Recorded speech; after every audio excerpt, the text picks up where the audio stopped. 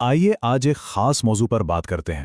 ہم یہ سمجھنے کی کوشش کریں گے کہ ایک مخصوص اسلامی نقطہ نظر سے آج کل کے خاص دنوں کو منانے اور خواتین کے حقوق کے بارے میں کیا سوچا جاتا ہے۔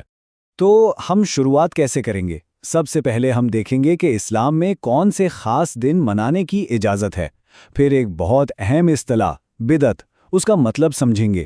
اس کے بعد خواتین کے حقوق کے اسلامی تصور پر بات ہوگی اور اس کا مغربی سوچ سے موازنہ کیا جائے گا، اور آخر میں ہم اس بنیادی اصول کو دیکھیں گے جو ان سب باتوں کو جوڑتا ہے۔ تو چلیے سب سے پہلے اور سب سے بنیادی سوال پر آتے ہیں۔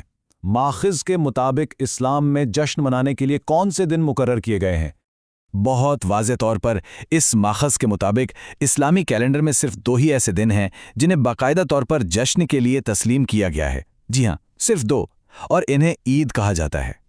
اور یہ 2 تہوار کون سے ہیں؟ ایک ہے عید الفطر جو رمضان کے مقدس مہینے کے بعد آتی ہے، اور دوسری ہے عید الاضحیٰ جسے حج کے موقع پر منایا جاتا ہے۔ اچھا، یہاں ایک بہت اہم نقطہ سامنے آتا ہے۔ ماخذ یہ کہتا ہے کہ ان 2 عیدوں کے علاوہ کسی بھی اور دن کو مذہبی جشن کے طور پر منانا ایک ایسی چیز سمجھا جاتا ہے جس کی دین میں اصل بنیاد موجود نہیں ہے۔ اسے ایک جدت ترازی یعنی ایک نئی چیز قرار دیا جاتا ہے۔ تو یہ جو نئی چیز یا جدت ترازی کی بات ہو رہی ہے، اس کے لیے ایک خاص اصطلاح ہے۔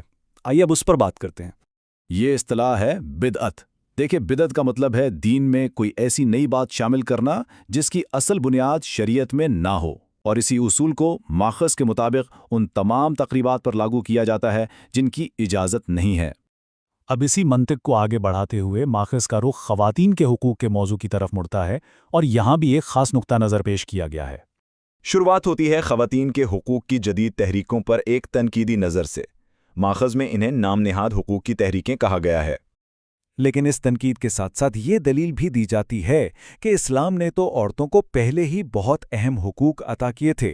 مثلا انہیں دور جاہلیت کے ظلم سے بچایا، وراثت میں باقاعدہ حصہ دیا اور ان کی خود مختار اور آزاد حیثیت قائم کی۔ اور یہ اقتباس اسی خیال کی بالکل صحیح عکاسی کرتا ہے کہ اسلام نے عورت کو جو مقام اور مرتبہ دیا، دوسرے مذاہب اس کا تصور کرنے کو بھی تیار نہیں تھے۔ یعنی یہ حقوق اپنے وقت میں بالکل انقلابی تھے۔ تو پھر سوال یہ اٹھتا ہے کہ حقوق کے اسلامی تصور اور مغربی تہذیب میں آزادی کے نظریے میں کیا فرق ہے؟ ماخذ اس کا موازنہ کیسے کرتا ہے؟ آئیے دیکھتے ہیں۔ ماخذ کا موقف یہ ہے کہ مغرب میں جو آزادی کا نعرہ لگایا جاتا ہے وہ دراصل ایک دھوکہ ہے، ایک ایسا نعرہ جو حقیقت سے بہت دور ہے۔ اور اس کی دلیل کیا دی جاتی ہے؟ دلیل یہ ہے کہ اسی آزادی کے نام پر عورت کی حیا اور عصمت کو، چاہے وہ بازار ہو یا دفتر، استحصال کا نشانہ بنایا گیا ہے۔ یہاں ان دونوں نظریات کا فرق واضح طور پر دکھایا گیا ہے۔ ایک طرف مغربی آزادی ہے جہاں دکان پر بطور ماڈل مسکرانا ایک مثال ہے، تو دوسری طرف اسلامی نقطہ نظر جہاں حجا اور عصمت کے تحفظ پر زور ہے۔ اسی طرح گھر میں خاندان کی خدمت کو مغرب میں قید سمجھا جاتا ہے، جبکہ اسلامی نقطہ نظر سے یہ ایک اعزاز کی بات ہے۔ اچھا، تو یہ ساری باتیں چاہے وہ تہواروں کی ہوں یا حقوق کی، ان سب کو جوڑنے والا ایک بنیادی اصول بھی ہے۔ وہ کیا ہے؟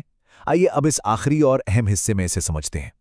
اور وہ بنیادی اصول ہے غیروں سے مشابہت کی ممانعت، یعنی اسلام میں دوسری قوموں کے مخصوص تہواروں اور رسم و رواج کو اپنانے سے منع کیا گیا ہے۔ اس کا مطلب کیا ہوا؟ اس کا مطلب یہ ہے کہ ماخذ کے مطابق کسی بھی ایسے جشن میں شامل ہونے یا اس کی حمایت کرنے سے گریز کرنا چاہیے جس کی بنیاد غیر اسلامی نظریات پر ہو۔ اور یہ ساری گفتگو ہمیں ایک بہت بڑے اور سوچنے پر مجبور کرنے والے سوال پر لا کر کھڑا کر دیتی ہے کہ آج کی جدید روایات اور مذہبی اصولوں کے بیچ توازن آخر کیسے ممکن ہے؟